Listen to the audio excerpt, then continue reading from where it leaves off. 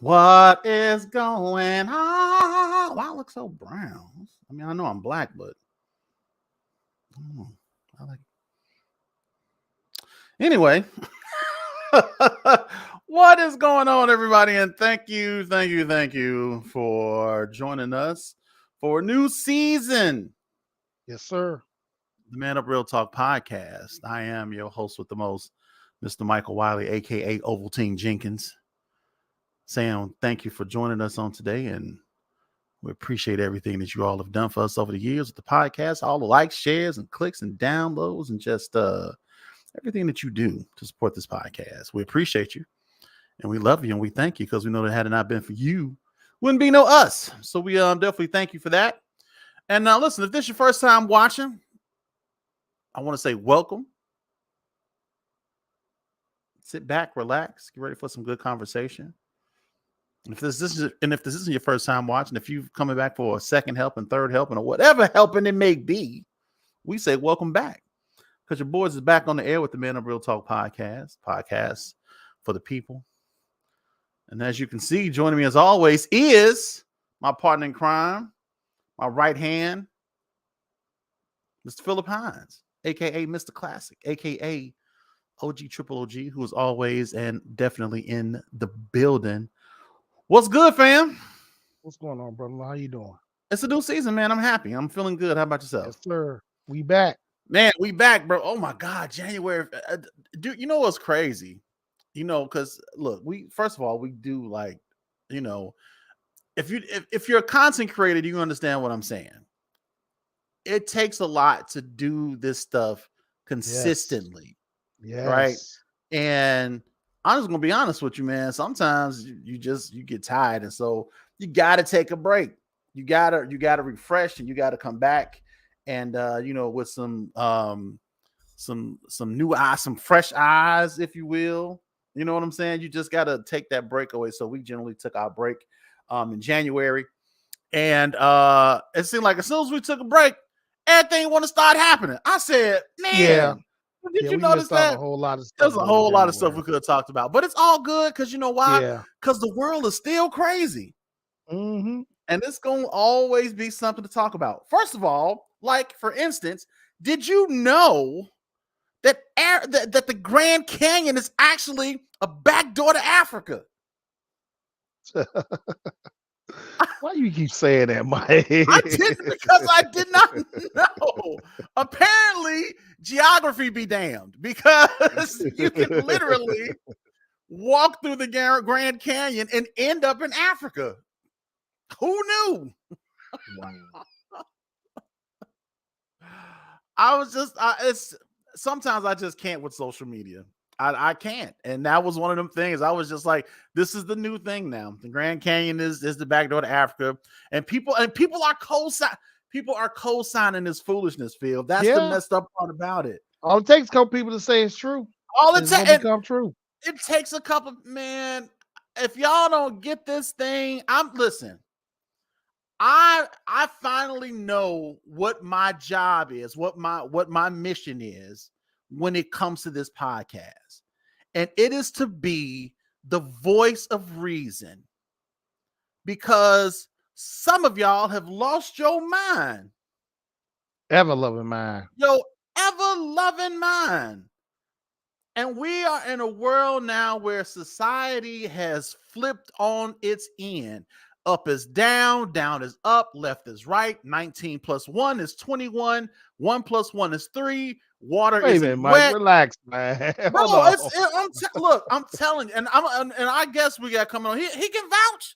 He know the world is crazy. You know why? Because he deal with crazy people every day. I'm sure he do. And the reason why is because he be spitting facts. And for every one person you got there spitting facts, you got 5 that's out there talking foolishness. Yeah.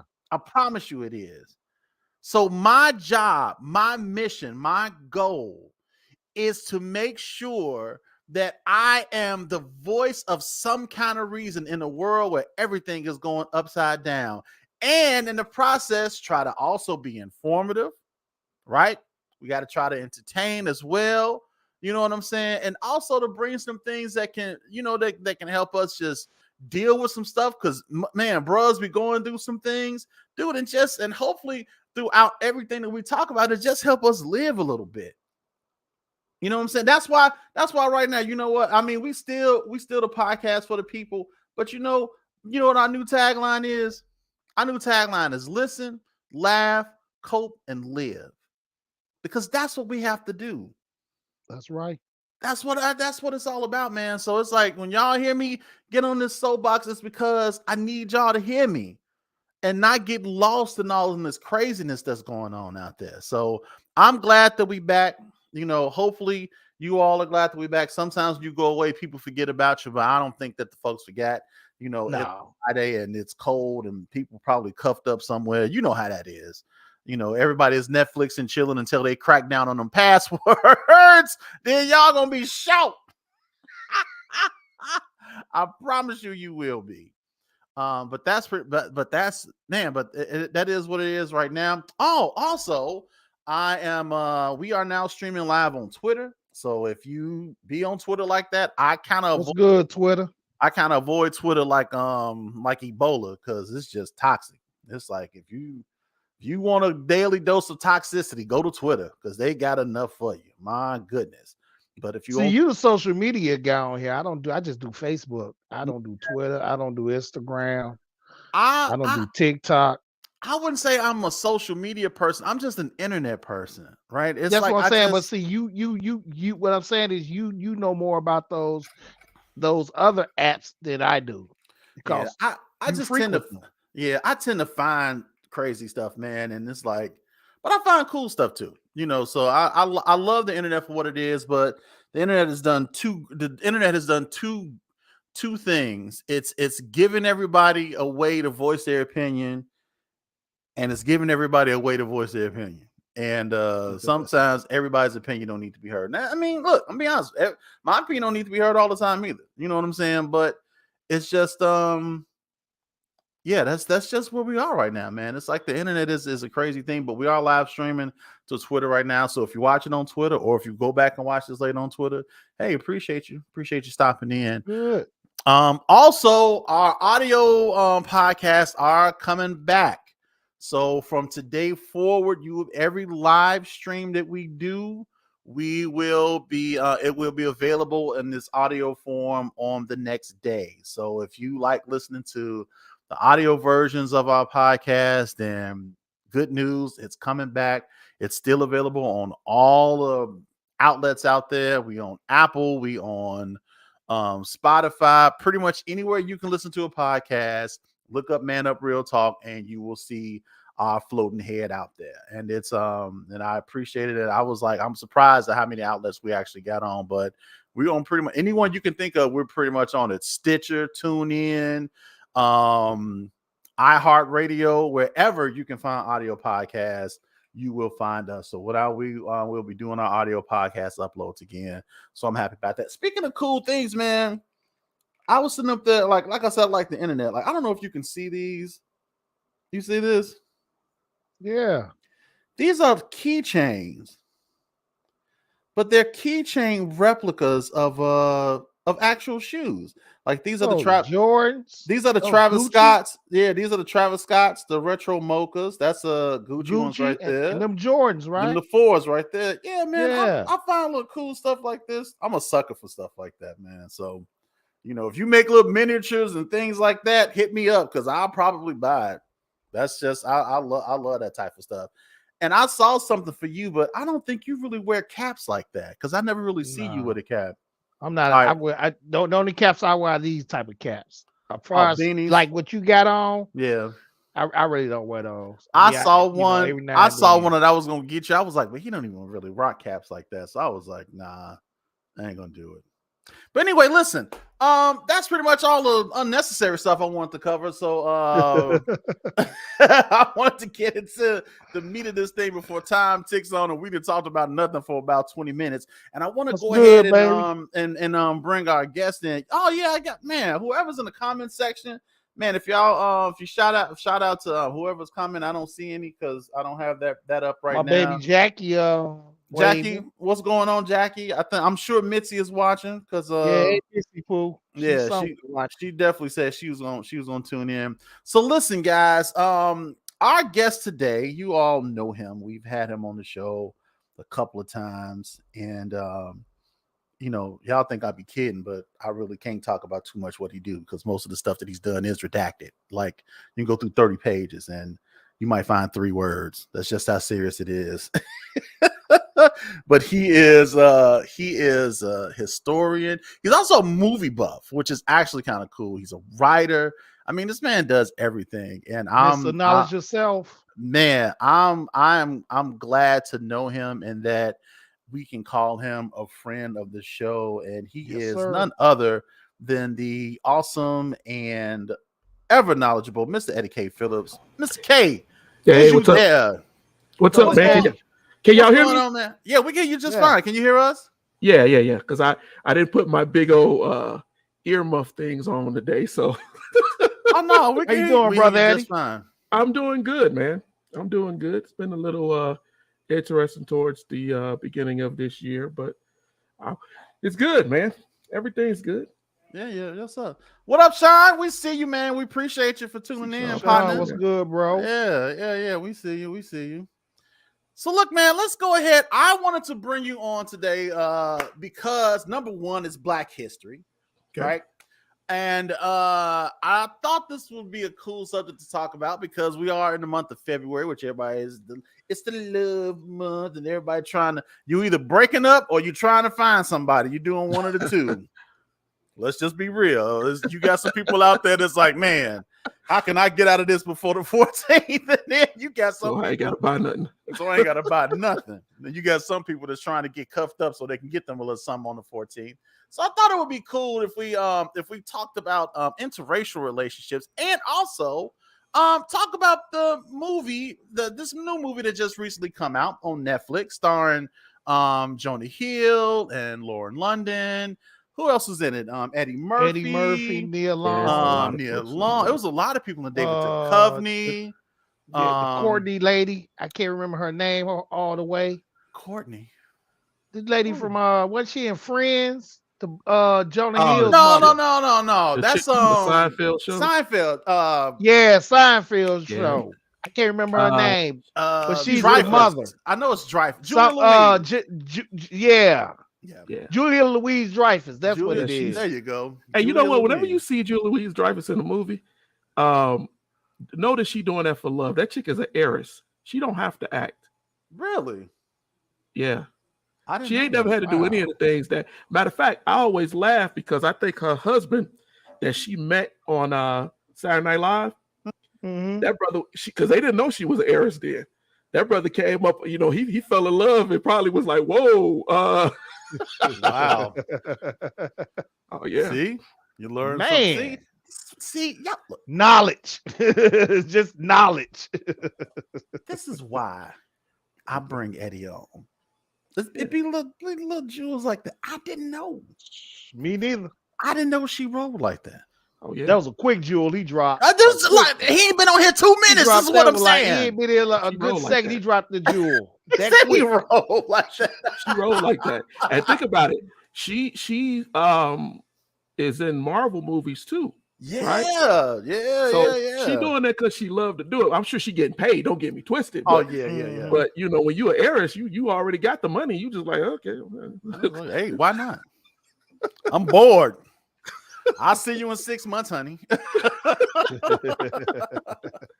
So look, let's talk about you people. I'm gonna let y'all give y'all personal rating and everything. But I want to talk about the good things, what you guys thought were good, what you didn't like, that type of stuff. I almost don't want to ask Eddie because I know he got some stuff. Brother Eddie is gonna go first. I'm gonna let him go first because my little simplistic take ain't gonna be worth nothing. So I want to really let him go and give us his take on what he thought. So Eddie, I'm gonna ask you.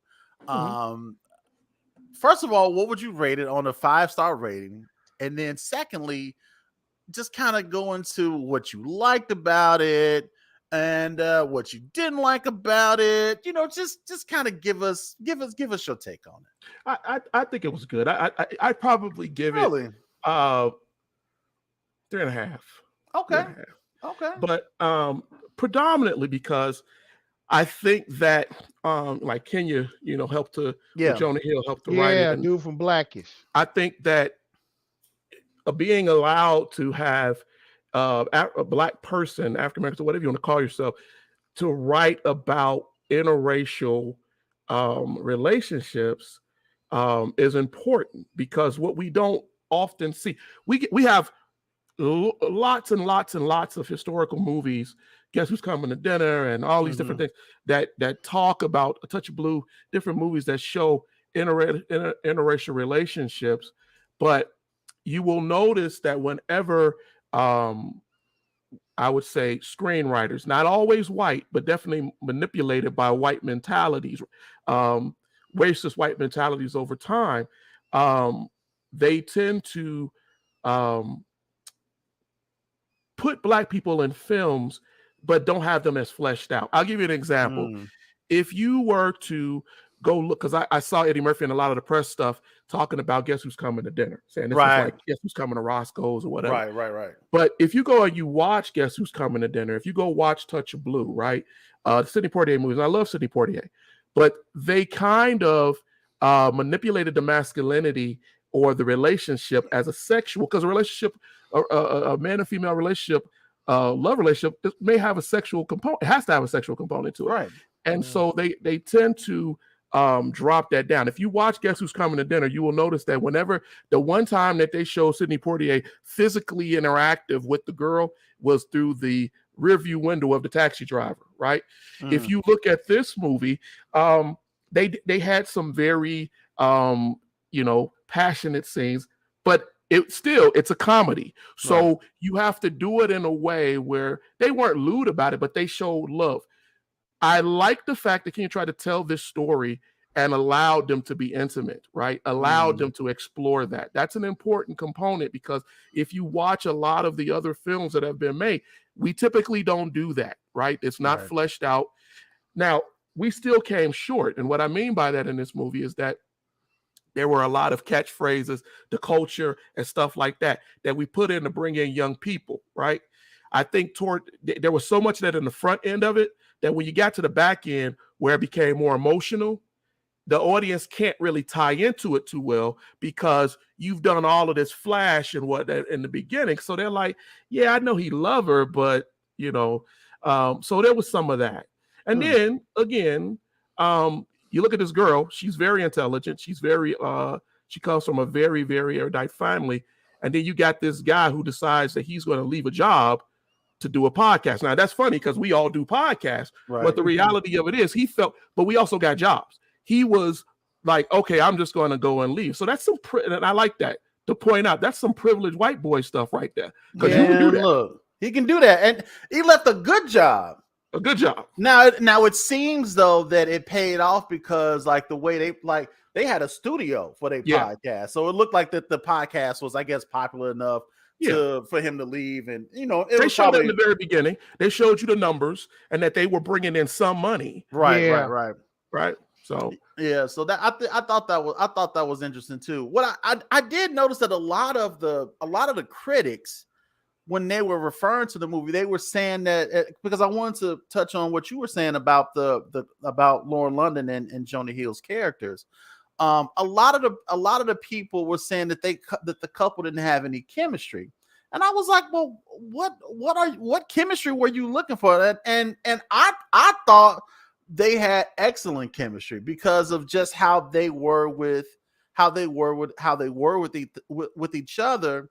But then also I looked at it differently, because I didn't look at it like it was a movie that was more of a study of them as a couple, but more so how they maneuvered in the world around them, and how it was more a focus on the world around them and or society, how they perceived them by their race, and not necessarily because of how they treated each other. So and I don't know, maybe I was overthinking it, because now when I look at movies, I look at them a little differently, because from talking to you and some other people, because I look at how people look at movies, and I'm just like, I don't get that, and I'm like, maybe I'm just not looking at it, because I always just look at it for the entertainment value. But now when I look at movies, I'm like, well, what was the point, and why did they do this, and what was this for? So when I looked at them, I thought how they were as a couple was fine. I didn't have a problem with that. I'm gonna tell you what I did have a problem with. I did not like Eddie Murphy's character. Mike. No, bro. Eddie Murphy's character was an a-hole. Can we just be honest? He was just an a-hole, because it wasn't like, and what I didn't like is that he was trying to play it off like all the stuff that he did was to protect his daughter. And I'm just like, no, bro, that ain't why you doing this stuff. You doing it because you want some kind of self-righteous black type stuff. And I'm like, I get it, but I did not like his character. Come on, he took him to the basketball court, right? Because he thought that the brothers was gonna run him over on the court, and showed him up too. Right. Then you're gonna take this man to a barbershop, to a Crip barbershop, and he got on all red. You're trying to get this dude killed. I was like, who does stuff like that? And then you do the ultimate hate move, and you go to Vegas with him for his bachelor party, just to make sure he didn't have fun and to see what you can report back to your daughter. Come on, man. That was I did not like his character. But you know what, Mike? Yeah, go ahead. Eddie was a hater in the movie, but one thing I did like, I like the way him and the Dreyfus lady, I like the way they bounced. I like the way they bounced off each other. Oh yeah, I kind of enjoyed how they bounced off each other, and I like the way how they made Jonas the little white hipster. You know what I'm saying? He was kind of yeah. He was up on he was up on the culture, and like you said, I wish that they would have. See me, I might be the only one on here that's not a movie buff. I know Brother Eddie, I know you, Mike. I know y'all do y'all movies, but every now and then it might be a movie that I want to see. That I might check. I want to see this. Just so you want to talk about it, but I want to see this. But I don't know which one of you said. I think it was you, Mike, and I agree with you. I wish they would have focused more on them instead of how the world saw it. Well, you know what? That's basically what it was. I'm sorry, but that's basically what it was. It was like the father was this militant guy. And his mother, even though they tried not to portray it, she was a little prejudiced in her own the way she did things, and she tried to come off as she was too, try to come off as she was too down. That's how some white folks that they don't want they prejudiced. They be nice, the ones that be nice to your face, and so you walk out, they call you the N-word. So she came off like one of those to me. But Eddie was a big hater to me. He was. Oh my God. I think that was probably my biggest problem with the movie, was that I just didn't like his character. But reality is that there's people like that, right? They could have gave Neil a few more lines also. I mean it's a juggle. It definitely is a juggle on how you tell that story, because first off, it's not a very popular idea to do films like that. Right. Even though Hollywood acts like it's very liberal, it's not a very an idea that everybody wants. Oh yeah, I'll do that. You remember a couple of years ago when Bernie Mac was alive and they did that movie Guess Who, right, with Ashton Kutcher. That was probably more like Guess Who's Coming to Dinner than this movie was. But they, even then, you run into these situations. Now, what you guys touched on something that I completely agree. I don't like, this is just me. So everybody wants to do these revisions of Guess Who's Coming to Dinner, right? And that's all good. But Guess Who's Coming to Dinner is a little different, because when they did that movie, they not only gave you the perspective of the if we want to tell a story how people see it, the parents see it, they gave you both sides, but at the same time they showed you the dynamic, how it really affects the world. If you want to go with the world perspective and how everybody else is looking at it and how they see it, like his friend was saying, then you need to go fully there, right? From the very beginning of those older movies, like I just mentioned with the cab driver looking through the rearview mirror, how everybody goes about it. Isabel Safford, who played Wheezy on the Jeffersons, was in Guess Who's Coming In. She played the maid, and she has a line in that movie where she says, racial politics is one thing, but this is too much, right? So how the world sees it is important. Right. If you want to go there, but be honest about it. So it's like the outside world was cool, but just their parents, right? Had this issue with it, or had this adjusting problem. Right. And I didn't. That's hard to believe. That doesn't really get across to the audience, because here's the thing: almost every one of us in this country have somebody, friend, family, close family, friend, cousin, whatever, who's had an interracial relationship. Yeah. So it's not like it's taboo to us anymore. So just be honest about it, right? And put the story out. Focus on what you want to tell. If it's going to be about their relationship and how they interact with their relationship, make it about that. But I think he tried to do too much. In my opinion, I think that there was too much juggling and too much trying to be relevant too, right? You're trying to keep the relevancy to the younger folks to watch it. And that can also take away from your story. Yeah, that was the other issue. You hit it right on the head. That was the other issue that I had. I was like, I really wish they would have I really wish they would have showed more of how society and how the world interacted with them. Exactly. Because we knew, I mean, look, we know how family is, right? But it's just like that was the only issues that they were having. Like I really wish there would have been some stuff like, like him taking them around his like him taking them around his friends, like everybody was like at the wedding or whatever it was, or it's like, or at the reunion, not the reunion, at the bachelor party. No, not the bachelor party. The wedding rehearsal, the rehearsal dinner. Everybody was cool.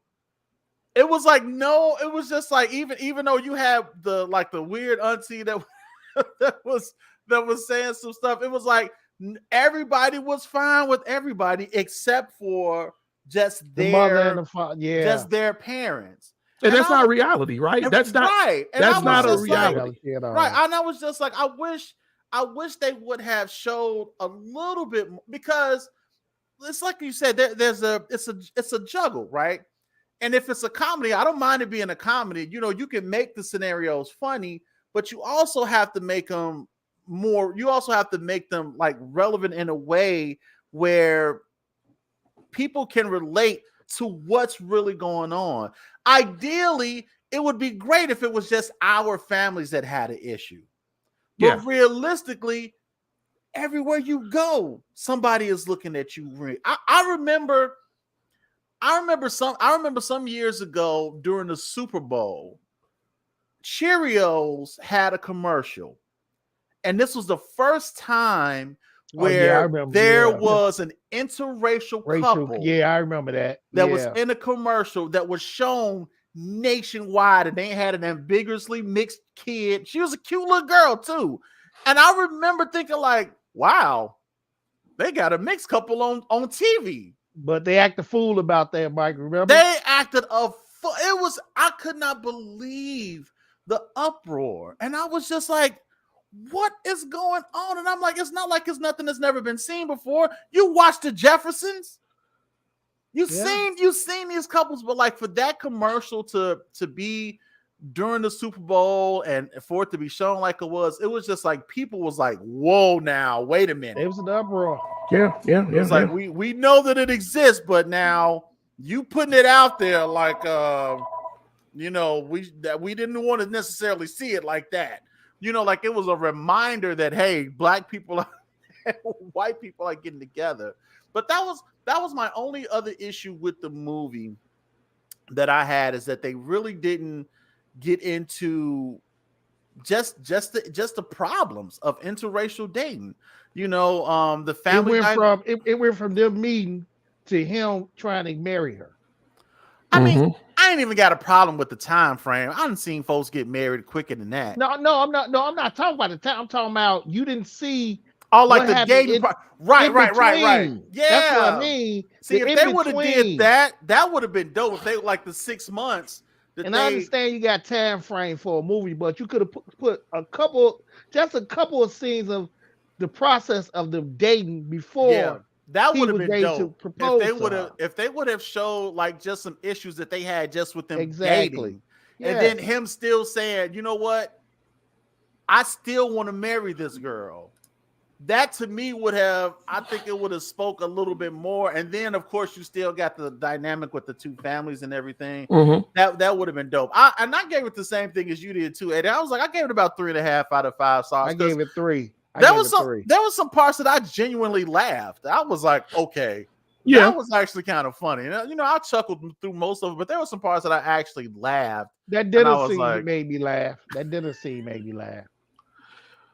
You know, but I'll tell you all from a writer's perspective. The problem with that is that, so we call it sequencing, right? Right. So you have a sequence that you know, okay, I'm going to write this sequence where they're sitting at the table, right? I'm going to do this sequence where they're in the barbershop. I know what my set pieces are. I know what I'm going to write for this because I want this to be the funny part of the film.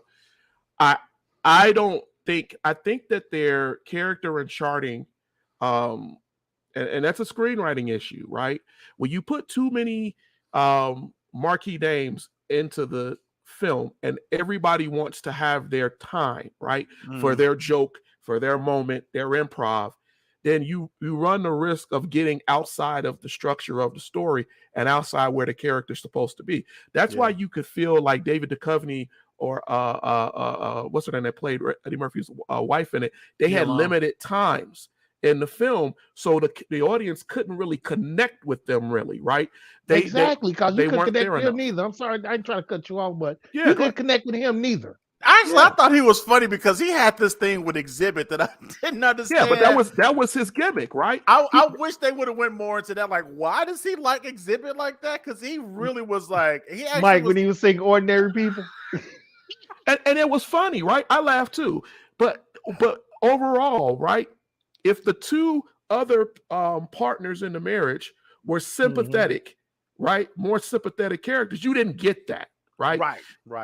Nia Long's character at one point, she's agreeing with Eddie Murphy and what he's doing and what he's saying to this boy when he first takes him out. And then the next time you really get any meat of seeing her, even when they're at the dinner, but even when her daughter is hurt at the end of that, there's no connection with her as a mother going to go comfort the daughter because you've not given her enough screen time and enough character time. There's no development there. That's really what this is. And when what? Oh, I'm sorry. Go ahead. And that's a problem. When the audience doesn't get development, you will feel empty in a certain way, right? Because you're like, okay, well, what was the purpose of this? What was the purpose? And then some things don't make sense, right? Go ahead. It's funny you say that because remember in the beginning when he had them at Roscoe's and he was talking to them and he went to go find a waiter. Do you remember Eddie said, you know what, this is your white grandfather coming back? Yeah, he come back to hunt me. Which means that she came from an interracial family. Exactly. And it was just like she had no connection to the situation whatsoever. Like no kind of baby, you know what? I get it. This is what your grandparents went or your great, you know what I'm saying? It was like nothing. So why throw that line in there and then don't use it to connect to the, and then don't use it with, and then don't have a way for the mom to kind of go back to that, to call back to that and connect with the daughter a little bit, because it was just like, like you said, it was like, it was really no relationship with the mom whatsoever. And it's just like Jonah really didn't have a relationship with his dad. It didn't seem like it was just with Eddie and Julia Louise, because they were the ones that were like they were like the antagonists, if you will, of the movie. So it was like, I when you mentioned that, I was like, that's odd, because he mentioned her grandfather being white, but it was no connection with the daughter. Her grandfather was the reason why his kids was light skinned. Right. So it was just like, why was that not talked about? Like, why Why did even Lauren London's character? Why didn't she say, but you know what, so and so was white, or great grandma or Grammy or whatever was, you know, they were in an interracial relationship. You know, it was no connection to that, because that could have been a way where they could have really went into, because I imagine if their grandparents was dating, that was a while ago, and it probably wasn't safe for them to do so. So I think that would have been a really, really good opportunity to really go into, you know, the highs and lows, so to speak, of interracial dating, because even now, even though it's more commonplace, it's still not accepted by a lot of people. Yeah, it's not. I know I have several friends from the military who you know, they're married to people outside of their race, as we call race, but I also know from them, from talking to these couples, that some parts of the family still don't like the fact that they married. Yeah. And so, but they don't deal with those people. That's the other thing that was unrealistic to me, because when you get to a point where I don't really care, I'm grown. What you want me to do? Right. I got my own house. That part. Let me tell you something about that house part too. That made no sense to me. We date, we get together, we go get a house together. That part was weird to me. You throw this house in the mix, they go get a house together, and then this brother go quit his job. And it was cool. Like, yeah, okay, I'm gonna encourage you. Go in there and tell that other white man you leaving. Right. And it didn't make any sense. And it's not like, and it didn't really make it didn't make it seem like, well, it didn't present her in a way that she was making money, because she almost seemed like a struggling designer, because she was trying to get a deal. So it was just like, wow, they bought a house, and well, who making money? And like, so it was it just seems like none of the real life stuff was an issue. Yeah. It was just the fact that they were focusing on, that film really only focuses on 4 characters. Yeah. Eddie Murphy, Julie Louis-Dreyfus' character, the 2 that is in a relationship. That's all it focused on. Yeah. Everybody else were just side pieces. Yeah, side pieces. Me and that other guy was just there for the ride. Yeah. And then different cameo spots of different comedians and different people showing up just to keep the story moving. And then when you do that, you got to give them their time to be funny, right? So that takes away, every moment takes away from screen time. And so I think that was a problem in trying to juggle with Kenya. I said I could see if you were going to do it and then do a sequel to it or do an addendum to it. Yeah. Because the only way I could see that, so you can flesh out other things, because just like the Meet the Fockers or something like that, you could flesh out other issues with. You could have really dove into the families, because, like, I'm gonna be honest with you, the wedding planning scene, they could have left that out because it wasn't even funny. Like Deion Cole, he said something a little off, like with the Tron, something about a Tron wedding, but I'm like, okay, that wasn't even funny. Why are you even in the movie? And like Mike Epps' character, it's like, why was he there? Like, he really didn't. I didn't understand what his purpose in the character was, other than the fact just to remind Eddie that your name used to be Woody and you used to be this. Yeah. And, you know, you was kind of hard on the white boy. And even though I'm talking about ripping the white boy money off, even though I'm talking about stealing from him, you know, you was hard on him. And I'm like, those are stereotypes too. That's another issue I did not like in the film. I don't like when because here's the thing, people get it misconstrued. It's not that only white writers write in stereotypes. The over 100-something years of film we write what we know and what we see. So screenwriters who have watched films for years know what's going to sell. So they write to those stereotypes, those Asian, Black, Latino stereotypes, right? Mm-hmm. I like the part when he took him to the basketball court. I thought that was all good, but in the end, was cool. But but again, that shows that what do Black people, if you were a white person watching that, right? What do Black people do to get over, right? What do they do to waste their time? What are they doing? All these different things, right? So those are stereotypes. They're tropes that we use, and I think we can kind of get out of it. Now, would it have been believable if Eddie Murphy would have said, hey, let's go to a museum, right? No, but there are other things that you could have done, right? But I like the fact that they turned it around, and then, you know, he was balling with the dudes and everything else. That was all good, you know. Why didn't he come out the shop with a nice cut, though?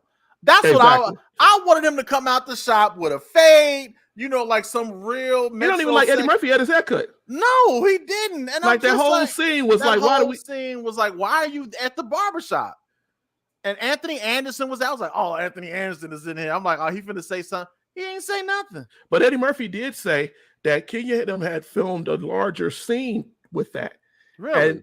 And they had to cut it down, right? And there are a lot of parts, and I can tell from looking at this film that they cut a lot. Because whenever you have improvisational actors, it's a lot of stuff, man. That gets cut. And then, because I think that's funny and we need to keep that. But I was going to do this with the story. So things aren't explained, right? Your exposition falls short. So, yeah, I thought it was okay. I thought it was all right. I think it was a good movie. At the time, I would have liked them to go more into the Jewish and Black connections. Because they just went there. Remember, they went there at the dinner.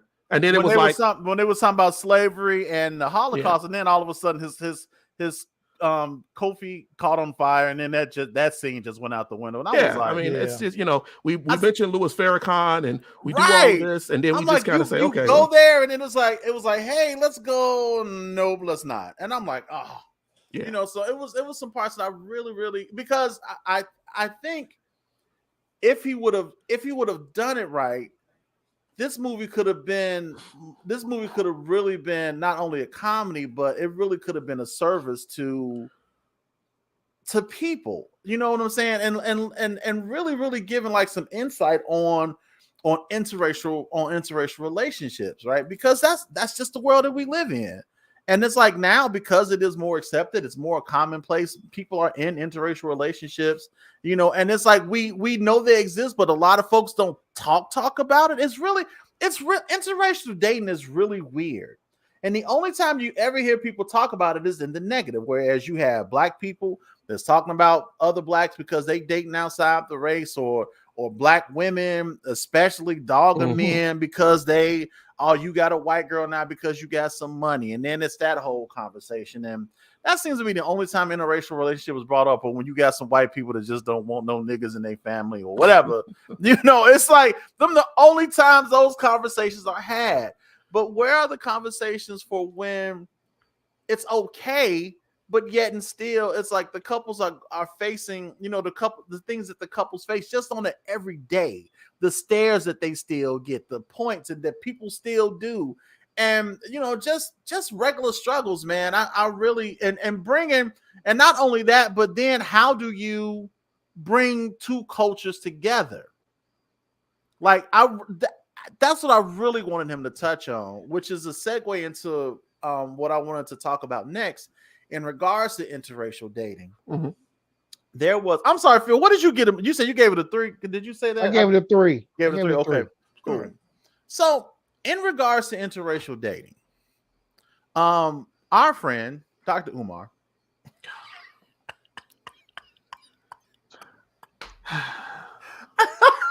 the collective sigh when you say Dr. Umar, I love it. So my friend Dr. Umar, we was talking, and we was talking about interracial dating. Sorry, and so I know, and so I asked him. I said, "Look, man, how do you feel about interracial dating?" And then he expressed his feelings in regards to it. And again, it's like, it's not that I don't like white people. I am for, the movement of my people. He did say something that I thought was interesting. He said that I believe that Black men should never marry outside of their race. And there was 2 reasons. First reason is that, number one, well, actually, there was only one reason. And the one reason is that he was like, it's hard enough bringing 2 people from 2 households together, right? You got 2 people, just from regular marriage is hard because now you got 2 people that come from 2 different upbringings trying to become as one and trying to be a family, whatever. But now you got 2 people from 2 different cultures. How do you bring that together?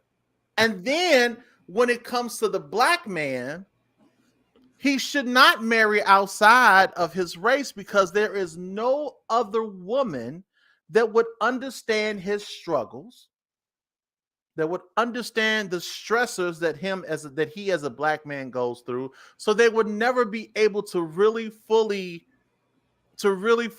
be a helpmeet to him, because they will never understand him.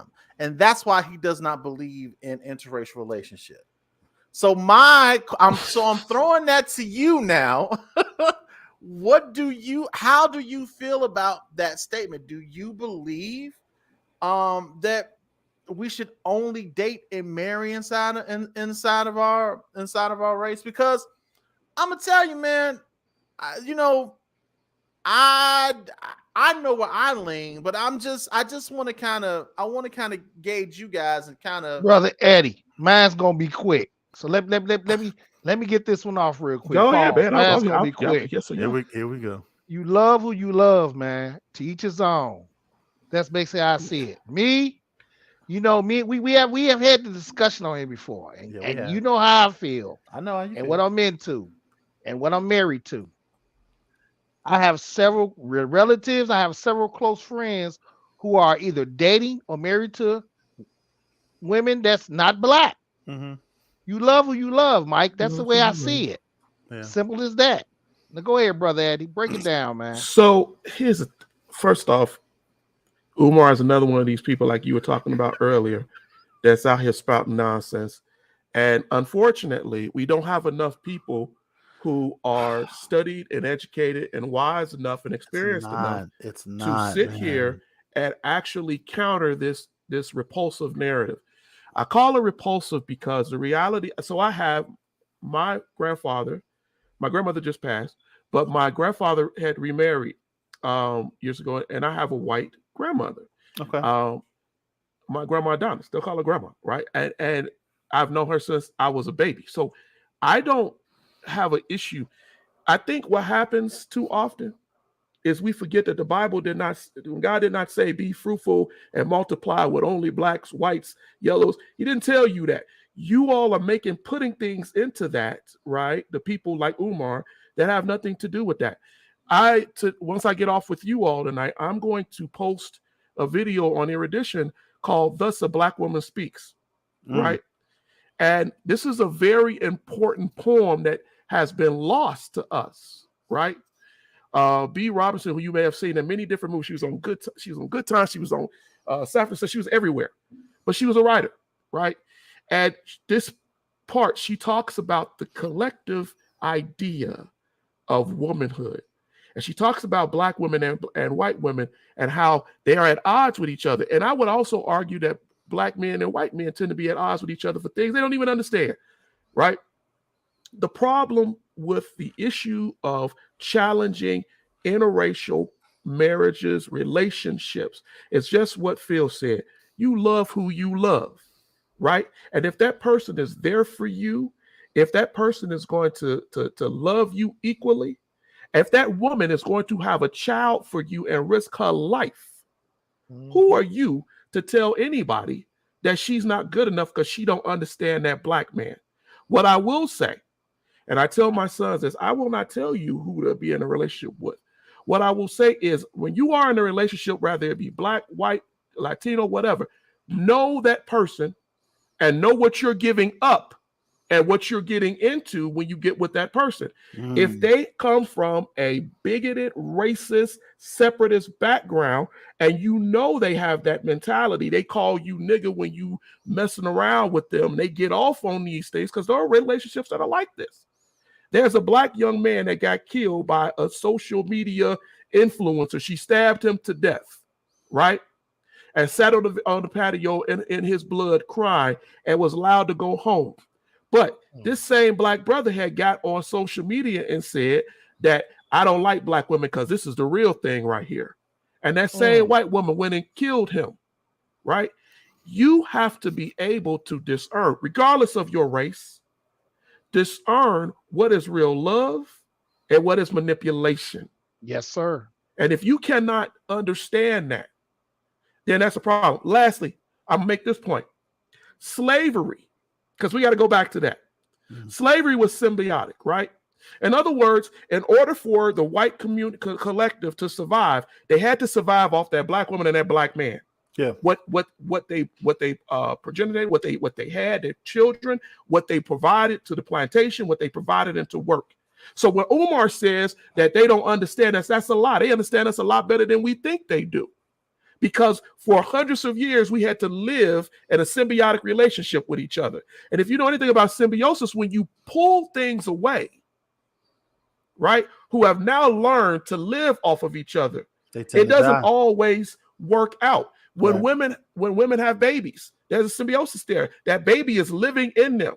And sometimes when it's time for that baby to come, one or the other may be lost because symbiosis broken apart is not always easy. But here's the thing.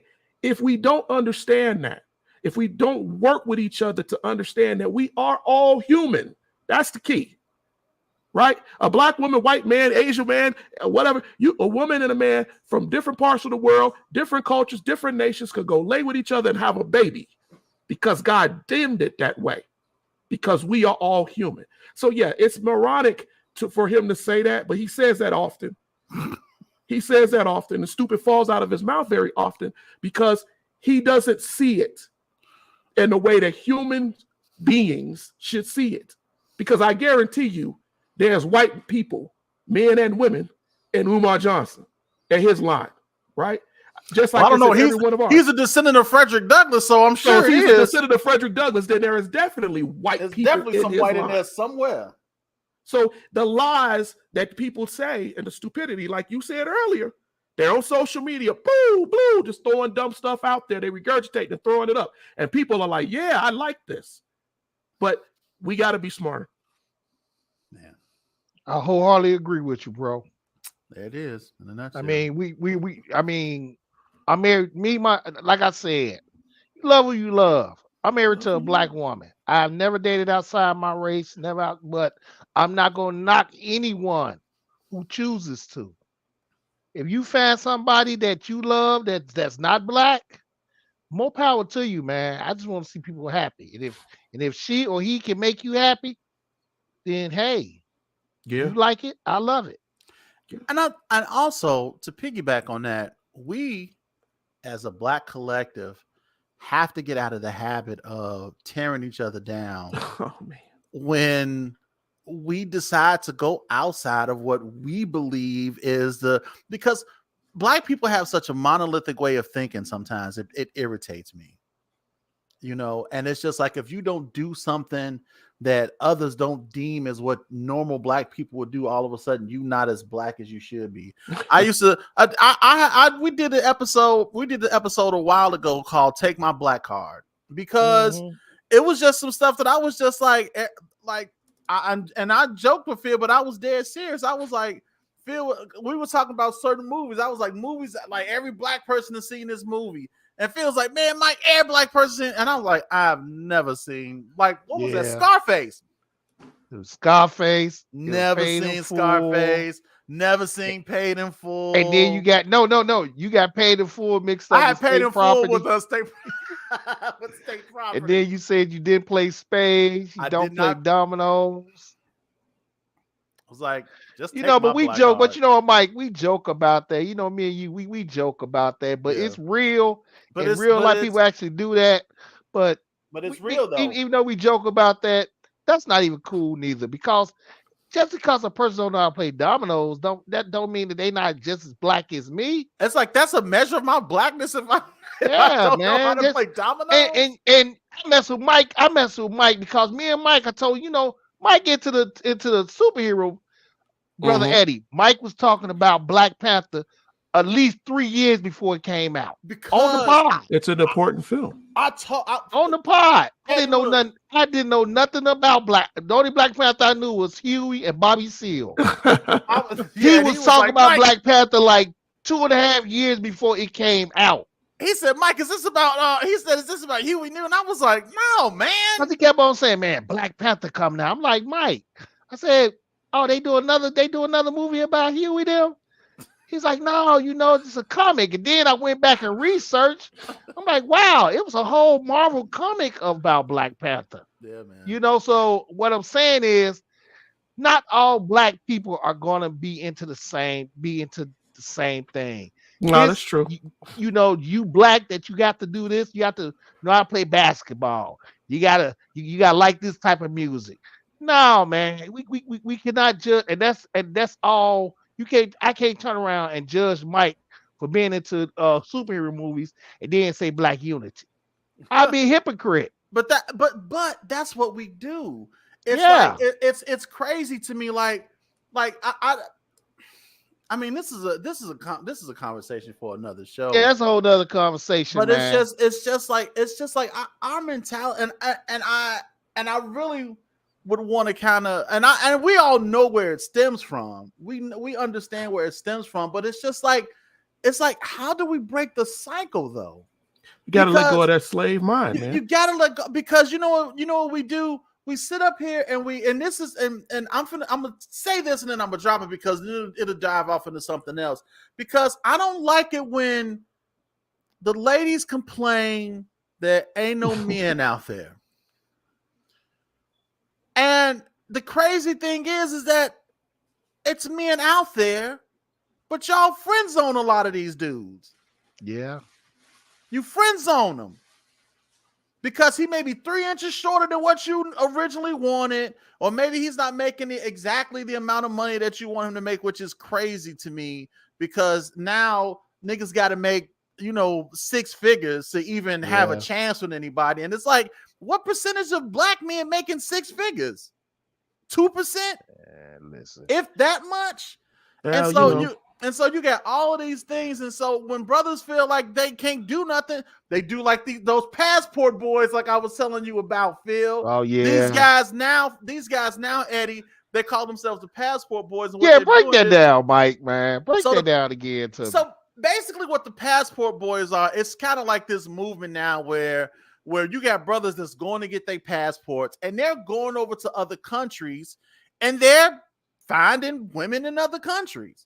Because you got women in other countries like, listen, brothers, if they don't appreciate y'all where you are, you can come here because we'll love you and appreciate you. And so you got guys that's been getting passports and going over to other countries. Liberia. Liberia, like everywhere. And they've been finding these women, and these guys is getting married and everything. And the ladies, it's like these men are they leftover men. They mad because they can't get no place, so they going someplace else. No. And it's just like, but you tearing the guys down because that's what they choose to do. And then you wonder why they're going over there. Because that's the key of interracial relationships, really in this country too. When you hear black women and black people get mad because somebody had in a relationship, and they say that they're going outside their race and we right here. But the reality is that it's a Band-Aid to a problem, right? Yeah. It's a Band-Aid to a problem. A deeper problem with us, I spent some time yesterday on the show talking about exploration. This next week I'm going to go into some things that we really need to focus on as black people, because I think that two things that we have a problem with is that we don't understand propaganda. That's a huge problem with us. Come on. And the second thing is we don't understand our place in this world. We really don't have an idea. Yeah. I'm gonna give you an example. And it comes down to something very simple. What if I ask you all a question of what is loyalty? What is democracy? What is freedom? What is honor? What is respect? Black people have a completely different understanding of those terms than white people. Sure do. We have to have a different understanding because of the way we came up in this country. Those things were not homegrown in America. They became issues of America because of the treatment and the reality of our ancestors, black and brown ancestors. And because we don't understand those things, it tarnishes our relationships, our family relationships, our relationships with our children, because we don't understand that we look at things completely different. We too hard sometimes when we should be soft. Yep. Sometimes we don't even know how to be soft. Yep. Right? We go along with the lie because that's the easiest and the path to least resistance, because we have learned from the people who taught us that that's the way to survive. Preach, the hustle is to survive. Right. And so when we don't understand that, right? I had a conversation with my dad yesterday. I said, Dad, the very idea of democracy, the very idea of the hallmark of America is based off our backs, based off the backs of our families. Europeans and whites, you know what democracy meant to them? One key word that we hear every day: privilege. It meant that the king, because they had monarchies, the kings and the queens gave authority for you because you were rich, you were wealthy, you middle class, to do things about outside of your home, out in the street, through the law, through everything. And what that does is they walk around with privilege and opportunity that is masked as power. You know what democracy means to Black people, people of color? Freedom, equality. It means that you're not giving me privilege. You're saying I'm equal to you.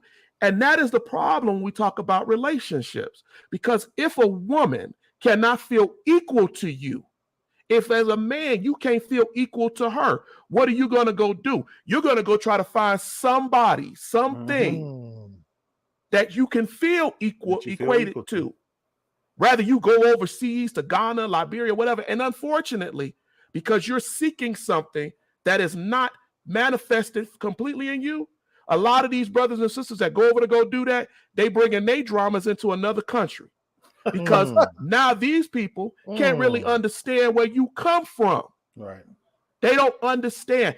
The Black American is different than the African in the fact of what you had to endure, what you had to go through, and how you look at life. And if you don't understand from the diaspora that is your heritage. Now, does that mean you cannot fix it? Does that mean that you can't go forward? Does that mean that you can't do better?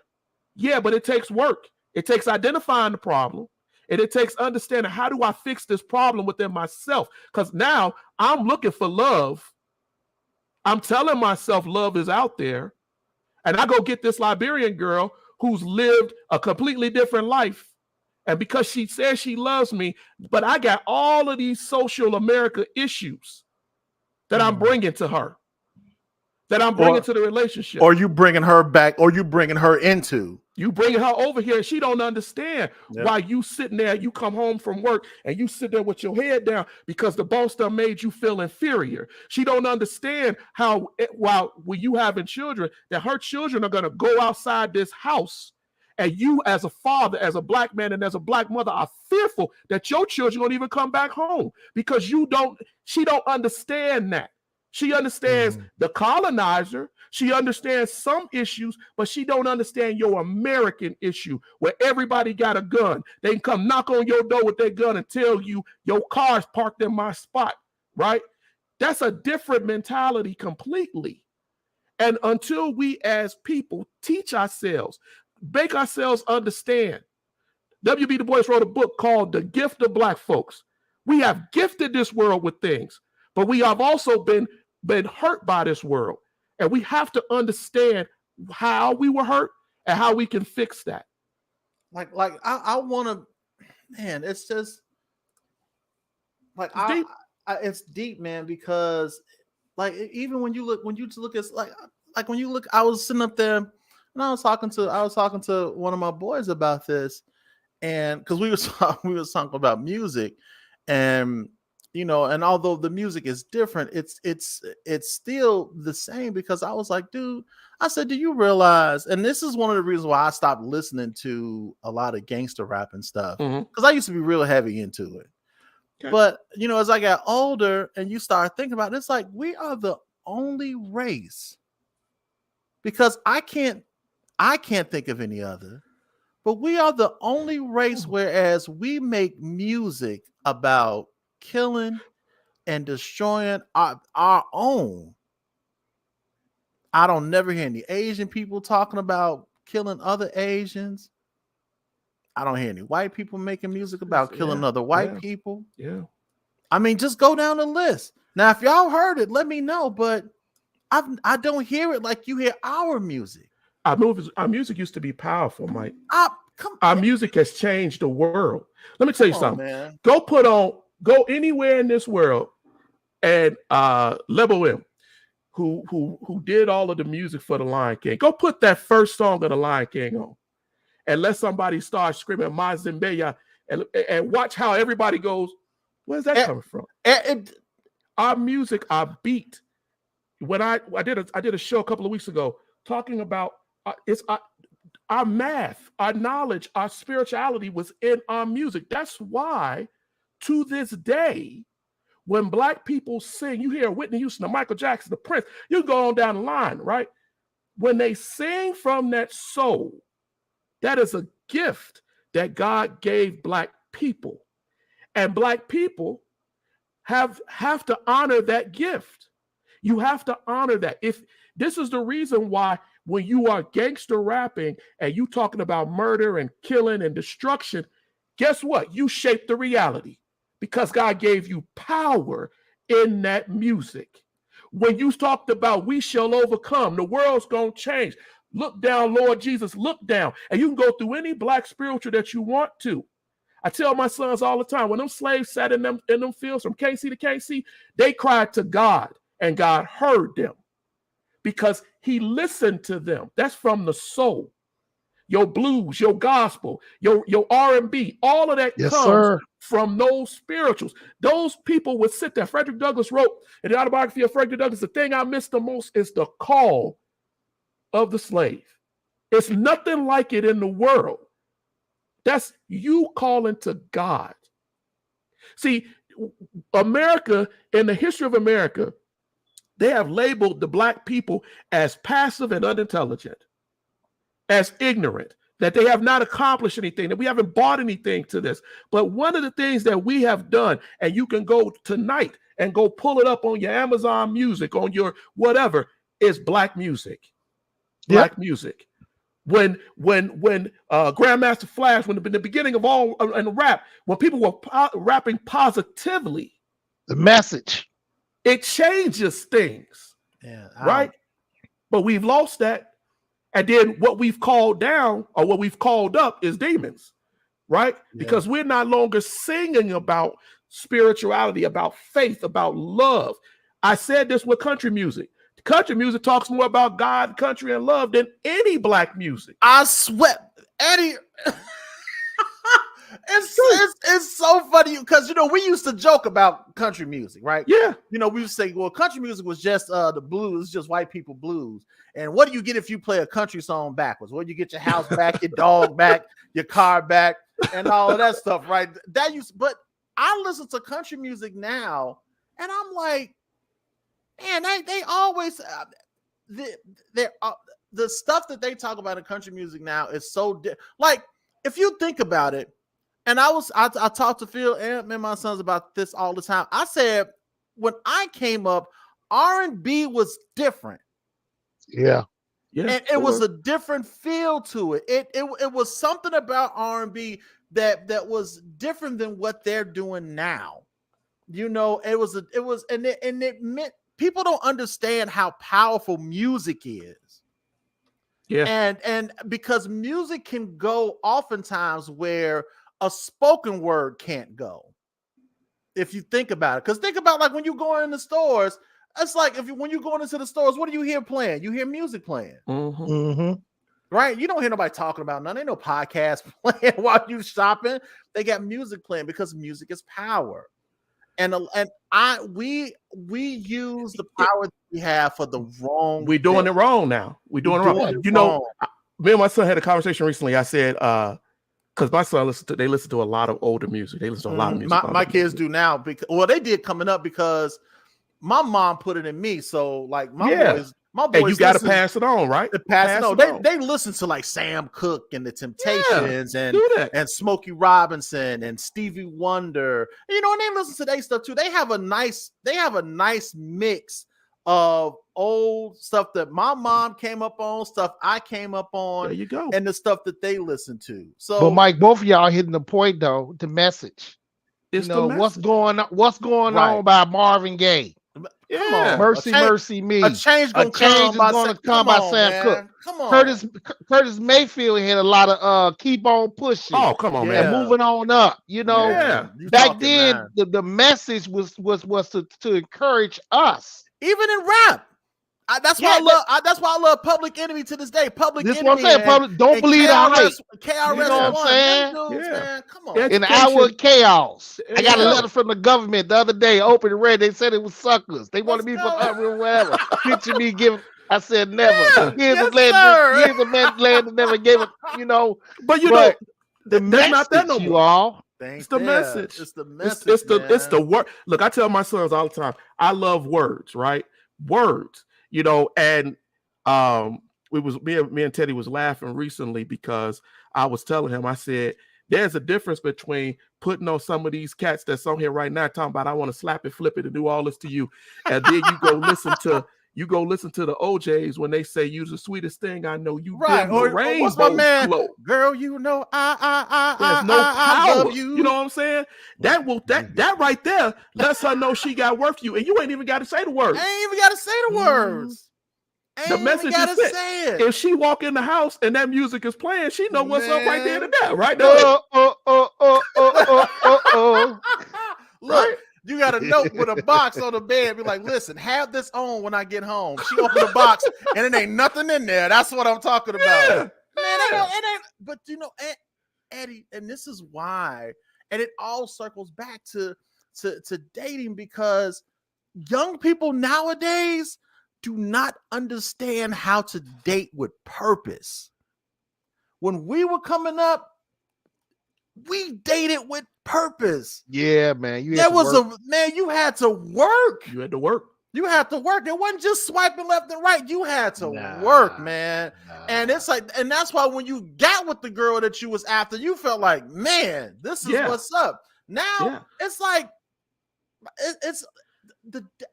I fear for my sons. Well, I shouldn't say fear, but I worry about them in this day and age because of the dating landscape. Like now you have so many women that just disregard men. Like, I don't need you.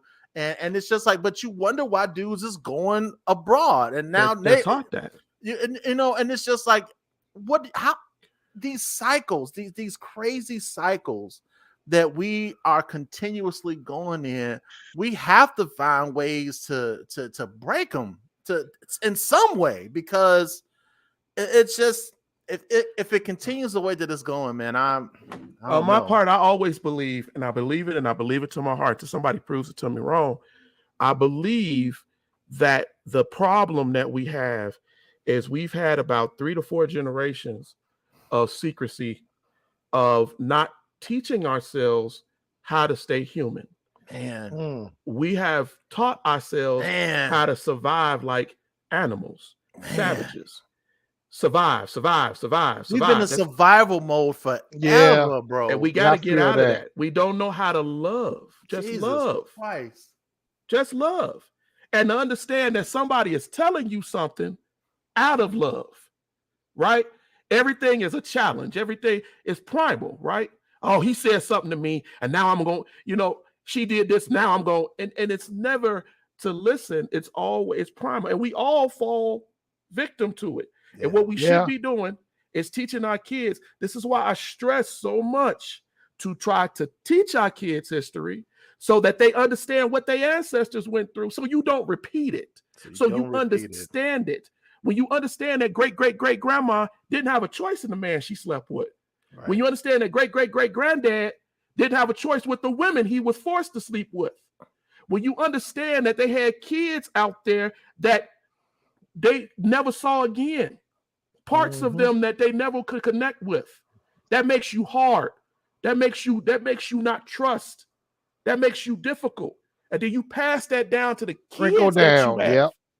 And then they pass it down to their kids. And everybody loses the heart. They lose the understanding and the love and the compassion. So now everybody works against each other, right? My hustle is against you. Your hustle is against me. I can't trust you in a relationship because you're going to F around with this chick and she going to F around with that. These mentalities, this is the way they talk. And you know what? My son said this. He said the exact same thing. Because he was like, Dad, he said, I don't even think it's no good females out here. I said, why would you say that? He was like, because it's not. He was like, everybody know everybody in Chicago. And if you talking to somebody's always like this person, like, oh, you with them, oh, they ain't nothing, they ain't this. And it's just like, he said, every time you he was like, it just seemed like it's just nothing. Like he said, I don't know. He said, I just feel like it ain't nothing here for me. I said, dude, you 21. How are you feeling like this at 21? If you can't, this generation go through a lot, though, Mike. They do. I mean, say it again, Phil. No, they do. A lot. Yeah, his generation go through a lot, man. We talk about survival mode, but I think that these kids don't know nothing but because it's trickled down, right? Right, exactly. They at the bottom of everything that we went through, our grandparents went through, and both before them, sir. And they are receiving that. And the only thing they know is, I'm not gonna be. You got shirts. I ain't gonna be like my ancestors. I'm not gonna be like them. I ain't gonna be no fool. I ain't gonna be no flunky. I'm not gonna be that. Right? They not gonna get over on me. When I used to tell people in the military, when you see folks having infidelity and cheating in their marriages, right? You got to always consider that there's a child there that's seeing that too. Yep. And they seeing their father or their mother being played as a fool. And what they learn is what? That ain't gonna be me. That ain't gonna be me. That ain't gonna happen to me. I ain't gonna be the one. Make you hard, make you difficult, make you don't trust. And when you ain't got no trust, you ain't got no hope. How can you maintain and sustain love? Exactly. Yeah. I was talking to I see my niece, I don't know if she's still in here, but she had posted some questions. She was like, how do men pursue women? Like, how are you like it was, I forget the exact question, but it was so funny because I was like, are we talking about basic things? Or because it's like, but I'm realizing that the generation nowadays don't even understand the basics. They don't even get the basics of pursuit. It's toxic. And it's crazy. And it's like, you don't understand the basics of pursuit. And then you have this, and then you have this delusional reality that society has trained our young people to believe in terms of what they should expect out of a man as a woman, and as a man, what you should expect out of a woman.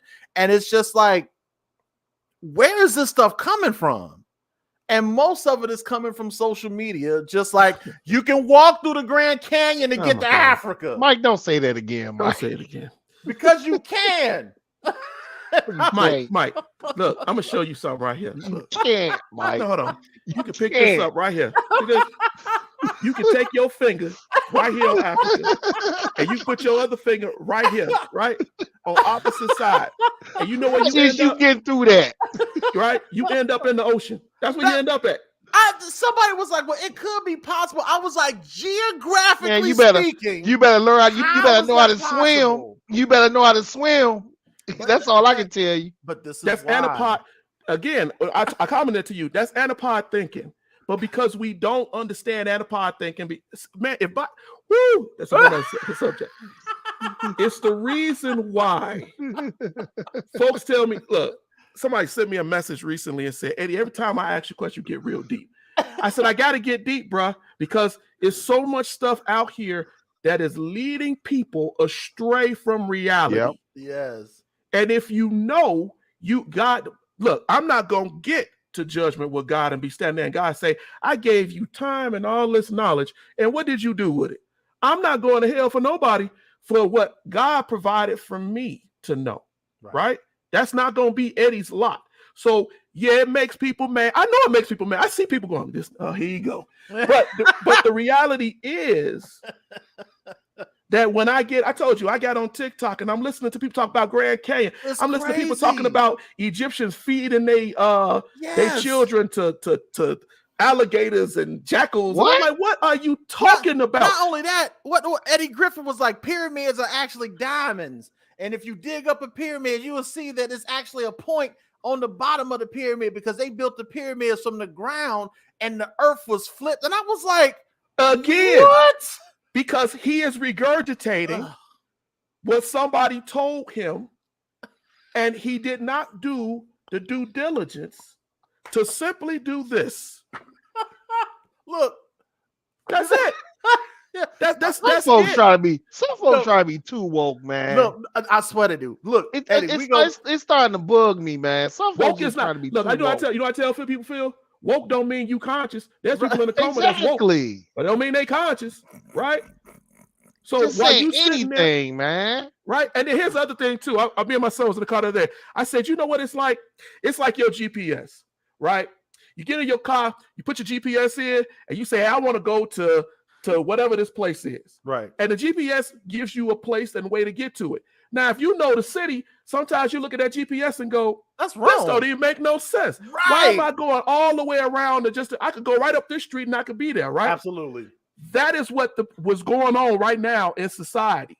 They have an idea of what something is. They go all around and through unnecessary stuff and unnecessary streets, and they do all of this. And then maybe they get to their destination, or maybe they call you and say, I'm lost. I don't know where I'm at. Hey, man, where I got to go? I'm over here next to a Save-A-Lot. Man, you make this left and you go right. Look, it's so many times I did not listen to the GPS you wouldn't believe. Okay. Me too. So Elena is still here. So she said that I want to be pursued the old school way. Let's go out on a date, talk, get to know each other, be consistent. Flowers or nice gestures, stand out. It's a lot of guys that say I'm pretty and I appreciate it, but that's not pursuing. See, this is what I'm saying. Yeah. My young brothers, and this is why I want to do a show so bad with some younger guys and some younger females and really, really talk to them about dating with purpose, because it's a lost art.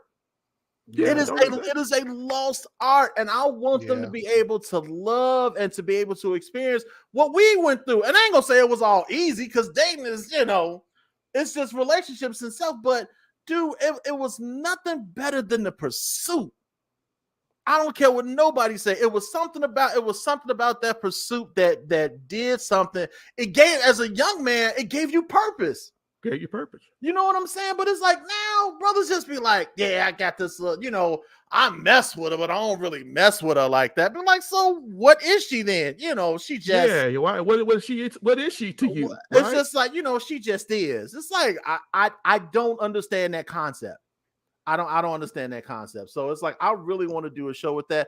And we're gonna have to get together, man, because what I want to do is I'm gonna start searching TikTok for all this crazy stuff, and we need to do a show where we debunk all of this foolishness. Not all of it, but you know what I'm saying. But as much as we can, man. As much as we can. It's bad, man. Yeah. It's so bad, man. It's terrible. And listen, you know what?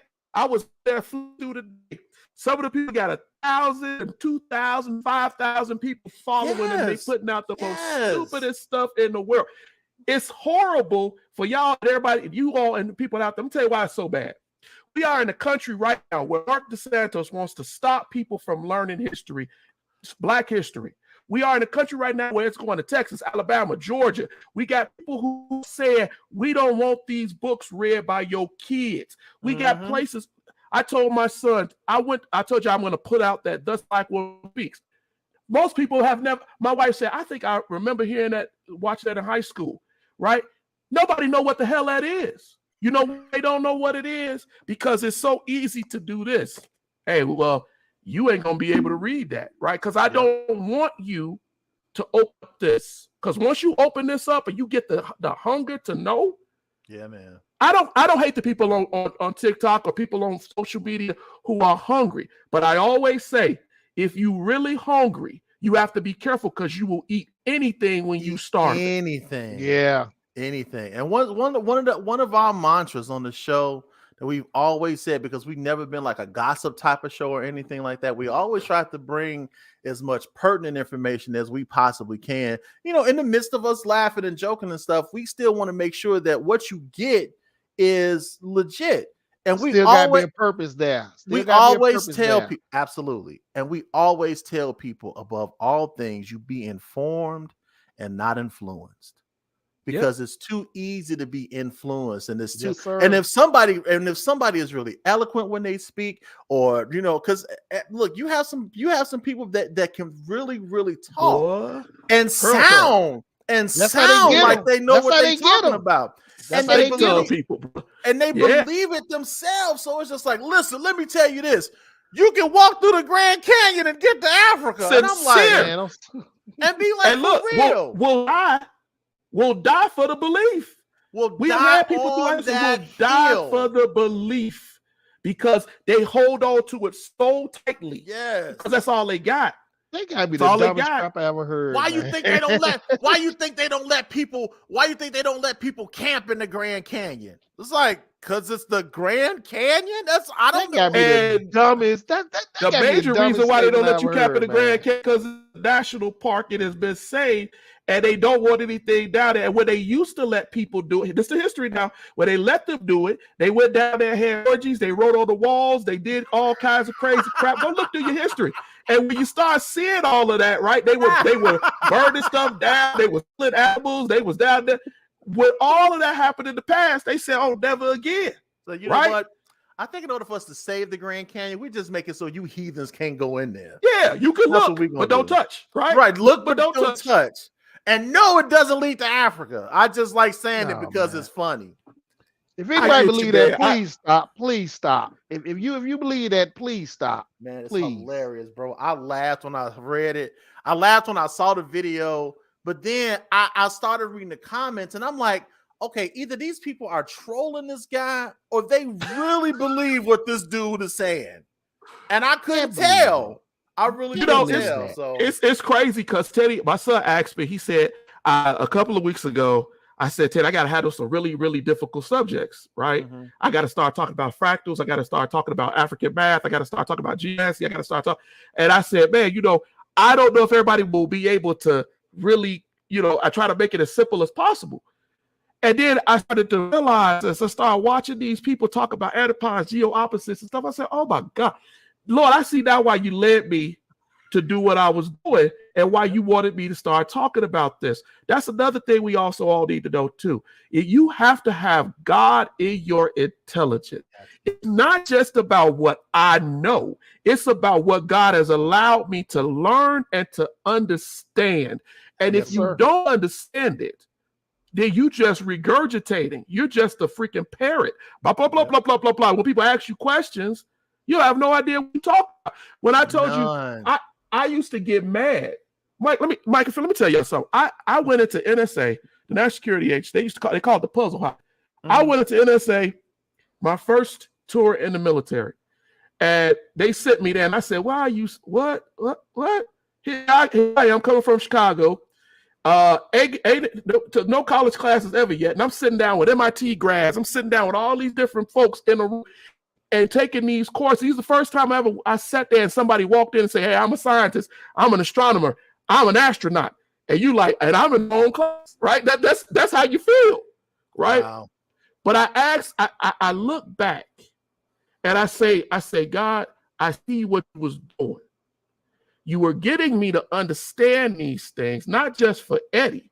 So that later on, when with the guys that work for me, later on, like when I talk to different people online or when I'm teaching on Erudition, I know what I'm talking about, right? And I can sit down with that PhD. I can sit down with that engineer, and he could tell me whatever he want to tell me. And then I go, hey, let me ask you a question, right? And then I can judge and say, okay, either you telling me the truth or you just throwing something out here, right? To sound and look like you know what you're talking about. That's never going to be right. It takes a lot of study, a lot of time. And I try to encourage people to do the same, right? It just takes mastery. Go and find something, learn something, pass it on. That's what we should be doing. That's what we got to do. That's why I appreciate you guys show what you do. because you inspire people. You get people on here. You get them to talk. You get them to think. And it goes a long way because we need it. Yeah. We need it. Absolutely. Listen, man, we held up enough of y'all time. It is. I know, man. No. This is a good conversation. Look, we can go on forever with some of the stuff that we be talking about. I promise you we could. But look, we're about to get on up out of here. But before we do, I want Eddie, why don't you go ahead and throw your information out there, man? Let the people know about your Erudition. Let them know where they can find you, and just all your social media tags and all that good stuff. All right. Well, you can always find us. We're on Facebook and we're on YouTube. You can go to the Erudition Network, search on that, and you should see my face on either one of those social media platforms, or you may see my wife's face. She does a show called Adroit Living, and you will see either of us. We do an interactive on Thursdays, and I do this interactive to go over history and to be able to teach us things that may be hidden and may or concepts that maybe you weren't taught very well in school, right? So that we can actually go on and elucidate and understand it a lot better. On any one of those platforms, you can find us. Coming up here, we're in Black History Month, so all this I will be on doing something. There will be something from Erudition every day. Either I'm going to be on or there's going to be something that we put out. So you will see something from us every day on Erudition that pertains to Black History Month and to growing. Toward the middle of this month, we are going to release a 7-day early world history. We're going to actually pre-release it. We will release the first 3 to 4 days of the 7 course at a cheaper value, but we want to start to educate. So you will see that coming for us, because a lot of people have asked me for that, and we need to start getting that done. A very simple course. It will not break your pocketbook, but it will be something that you can watch with your family at any time and learn. So that's what we're doing on Erudition. All right. Man, look, I appreciate you as always, man. Yes, sir. Every time you come on, I'll be like, man, I need to ask him this. Let me ask him, because you always have just that good background to a lot of surface stuff that we deal with, and things that a lot of times that we don't even understand how deeply rooted some of these things are. Yeah. So when you come on and when you can really give more input to that, and man. And just that. Before we leave, Mike, I'm not trying to. Yes, sir. Eddie, did you say you weren't trying to cut me off? No, I want to ask Eddie a question. How do you feel about Black History Month being in the shortest month in all the? Jesus. No. I don't like it. I just want to know. Want to know. No, I don't like it. I understand why Carter G. Woodson started Black History Day and then Black History Week, and we just went ahead with it. I think that it should be different, right? If we want to have Juneteenth, let's put it in June, right? But I think that we do need to do something about it. But what I think is that was what we had to do at the time. I have something that I said, we Black History every week. I'm on doing something with Black History. I think that churches, communities, groups should invest. If you can't teach it, get somebody that can, and we need to invest. Because, Phil, let me tell you something. I tell my sons very often, I don't see too many notable Black historians getting on every week free, giving their time to teach you history. Hey, it's a powerful thing. I'm sorry. I just got excited. Do you remember that show that used to come on Channel 9 on Saturdays called Know Your Heritage? Yeah. What happened to that? Yeah, because they don't want us to know our heritage. HBCUs. Remember that? It was like, know your heritage, know your heritage, know your heritage. I really want to get to a point where we bring some things like that back, where we get on and do competitions, friendly competitions that people could come on and ask and compete as families, right? And compete like a Black family feud. Yeah, and talk about Black questions in history that we know, right? But the only way to do that is what I'm doing right now. We got to create curriculum, because they're taking it out of our schools. So we got to create curriculum, and we got to make it. Let me tell you something. I saw a course on Black History Studies. It was priced at $500 for 3 sessions of sitting there for a seminar. It was not even something that you could record or keep, right? Wow. I all over the world, we're having this issue where we're not learning our history. So our goal was to do something that has not been done, make it cost effective so that everybody can buy it and learn from it. And then I'm going to teach you in that how to go out and learn history on your own effectively. It's not about me being rich. It's about us educating, and we got to do that. So yeah, that's what I don't think it should just be just this month, and I think we should be teaching it more often. Just like we teach that Bible, we should be teaching who we are, taking that from the Black Panther. Show them who you are, because you're not doing that. Man, that's what's up. Thank you, my brother. Thank you. Yeah. All right, listen. I think that's enough for us on tonight. Listen, enough jewels for them. Cause see, I already got like 2 other questions I want to ask, but I can't because this. Y'all want some more jewels? Go to Stop your it. edition. Yeah, if you look, real talk. Questions anytime. Drop questions on the Erudition Network. Put questions in our Facebook. Ask questions. I promise you, I will answer them. He will answer, and not only will he answer, he will give you references. Yeah, I'm gonna tell you where to go. He'll give you references, man. He legit. I'm telling you. I saw Pastor Denard in here. I think he actually said he wanted your contact information, Eddie. So if you could just drop your contact information in the comments, and I'll tag him in it so he'll have your info.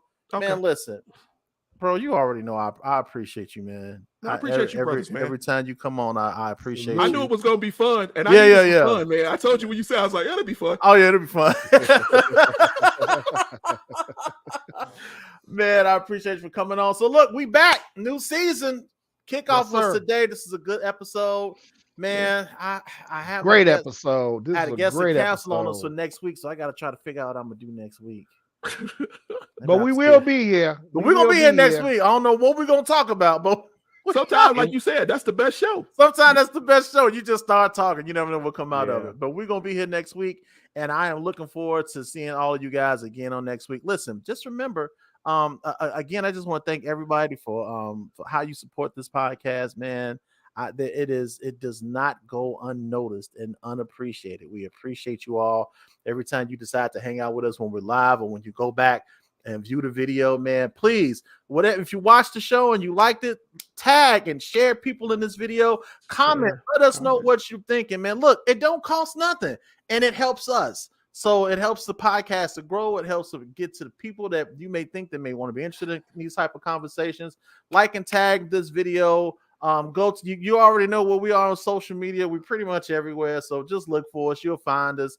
And come along for the ride, man. I think you'll enjoy it. The audio for this podcast, for those of you that enjoy the audio podcast, it will be available on tomorrow. So we are again starting our audio podcast. We're just going to transcribe this and upload it, so you'll have the audio version of this as well. And we moving, man. It's a new season. I'm looking forward to great things this year. We got our first meetup happening in March.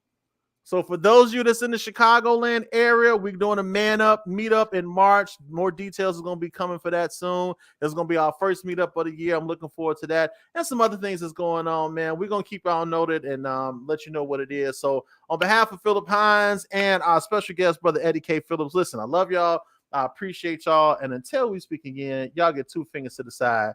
Make sure you holler at your boys because we out. Peace. Cool.